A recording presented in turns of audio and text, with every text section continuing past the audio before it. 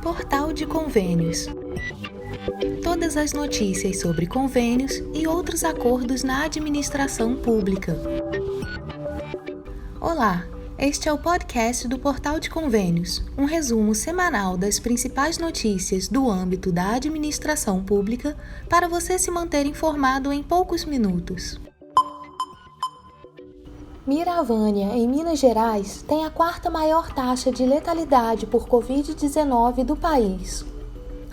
A cidade de Miravânia, no norte de Minas Gerais, está com a quarta maior taxa de letalidade por Covid-19 entre todos os municípios brasileiros. A cidade, que tem quase 5.000 moradores, segundo a estimativa do IBGE, apresenta letalidade de 20%. A informação está em uma atualização sobre o novo coronavírus, divulgada pelo Ministério da Saúde na noite de sexta-feira, 3 de setembro. Segundo o órgão, a população vacinável de Miravânia é composta por 3.607 pessoas. Destas, 2.371 tomaram a primeira dose, o equivalente a 65,7% do público-alvo. Outros 1.196 moradores, 33,1%, já receberam as duas doses ou a dose única, no caso da vacina da Janssen.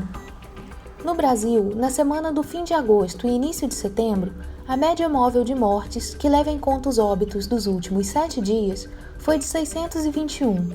No site do Portal de Convênios, você confere a taxa de letalidade por estado. Acesse portalconvênios.com. 8 municípios vão receber R$3 milhões para obras de saneamento básico. As cidades de Americana, em São Paulo, Belford Roxo, no Rio de Janeiro, Fortaleza, no Ceará, Ji-Paraná, em Rondônia, Lusiânia, em Goiás, Patos, na Paraíba, Porto Alegre, no Rio Grande do Sul e Timóteo, em Minas Gerais, serão beneficiadas por recursos que fazem parte do orçamento do governo federal e serão repassados pelo Ministério do Desenvolvimento Regional, o MDR. A maior parte desses recursos está destinada ao município de Belford Roxo, no Rio de Janeiro, onde serão executadas obras de saneamento integrado nos bairros Pauline, São Leopoldo e Xangri-Lá, com investimentos de quase R$2 milhões. Em agosto, o Ministério fez 2 repasses para o município da Baixada Fluminense, totalizando 816 mil em investimentos. Pedro Maranhão, secretário nacional de Saneamento do Ministério do Desenvolvimento Regional, aponta os benefícios das obras de saneamento básico para a população brasileira.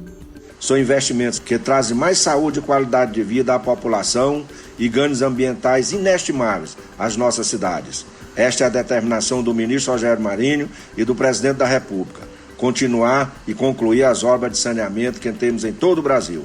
Na última segunda-feira, 6 de setembro, o MDR também repassou recursos para as obras de saneamento nas demais cidades.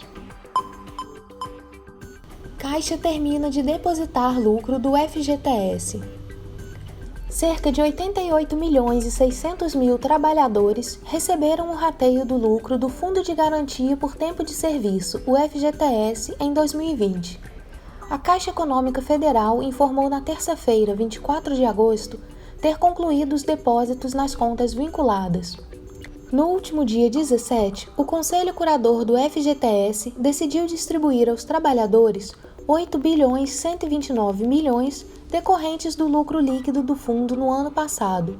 O montante equivale a 96% do ganho de 8 bilhões 467 milhões obtidos pelo FGTS em 2020. O depósito estava previsto para ocorrer até o fim do mês de agosto, mas foi concluído uma semana antes do prazo. Na prática, a distribuição dos lucros elevou para 4,92% a rentabilidade do FGTS neste ano, 0,4 ponto percentual acima da inflação oficial de 4,52%, acumulada pelo Índice Nacional de Preços ao Consumidor Amplo em 2020. O trabalhador tem 2 meios principais para verificar o saldo do FGTS. O primeiro é o aplicativo FGTS, disponível para os telefones com sistema Android e iOS. O segundo é a consulta do extrato do fundo no site da Caixa. Quem não puder fazer a consulta pela internet, deve ir a qualquer agência da Caixa pedir o extrato no balcão de atendimento. Municípios de São Paulo podem perder mais de 1 bilhão do FPM com reforma do imposto de renda. Os municípios do estado de São Paulo podem perder cerca de 1,05 bilhão em repasses do Fundo de Participação dos Municípios, o FPM, com a nova proposta de reforma do imposto de renda.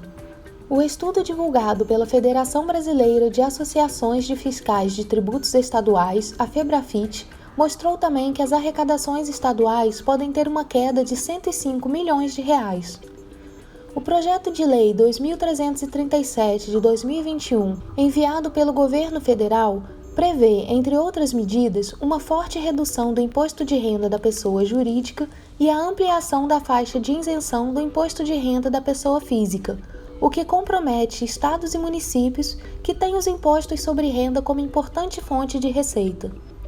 A análise da federação aponta que, ao reduzir as alíquotas dos tributos cobrados das empresas, estados e municípios terão perdas bilionárias e verão os recursos dos fundos de participação caírem em 16 bilhões e 500 milhões de reais. A proposta de reforma da tributação sobre a renda vai implicar em uma redução média de 319 milhões nos repasses para o Fundo de Participação dos Estados e de 293 milhões no Fundo de Participação dos Municípios. A queda de receita é significativa, visto que uma média de 80% dos municípios tem o fundo como sua principal arrecadação. Gestores municipais tiveram até a última sexta-feira, 10 de setembro, para conquistar emendas individuais impositivas. Gestores municipais de todo o país tiveram até 10 de setembro para pleitear recursos junto aos parlamentares de seus respectivos estados por meio das emendas individuais impositivas. Essa foi a oportunidade de os prefeitos convencerem os deputados e senadores e, com isso, trazerem melhorias para os seus municípios, conforme destaca César Lima, especialista em orçamento público. É uma oportunidade para o município conseguir mais recursos, né? Hoje em dia as finanças municipais elas estão muito amarradas no custeio. Então, qualquer dinheiro que venha aí para um investimento, ou mesmo de uma forma que facilite o custeio dos serviços públicos nos municípios, é sempre bem-vindo, né? As emendas individuais impositivas são parte do orçamento federal que cada deputado e senador pode direcionar para financiar uma obra ou um projeto público, por exemplo. Os possíveis beneficiários, isto é, aqueles que podem receber esses recursos, são estados, municípios, Distrito Federal, consórcios públicos, organizações da sociedade civil ou serviços sociais autônomos.